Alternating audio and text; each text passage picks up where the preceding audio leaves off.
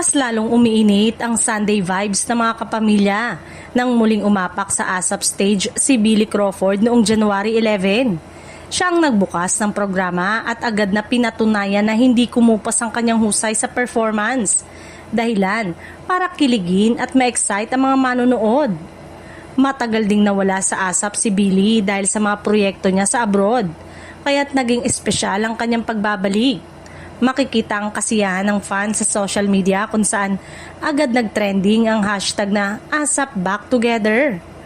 Patunay na miss ng publiko ang kanyang presensya sa iconic Sunday musical show. Hindi rin nagpahuli ang buong episode ng ASAP na puno ng star-studded performances at collaboration mula sa veteranong performers hanggang sa bagong henerasyon ng artist. Muling pinatunayan ng programa kung bakit ito ay nananatiling isa sa pinaka-inaabangang tuwing linggo. Dahil sa pagbabalik ni Billy, hindi maiwasang magtanong ang mga netizen sa It's Showtime na kaya ang sunod na ang pagbabalik. Marami ang umaasang muling masisilayan si Billy sa noontime show kung saan minsan din siyang naging bahagi. Lalo na't bukas na ngayon ang ABS-CBN sa mga reunion, special appearances.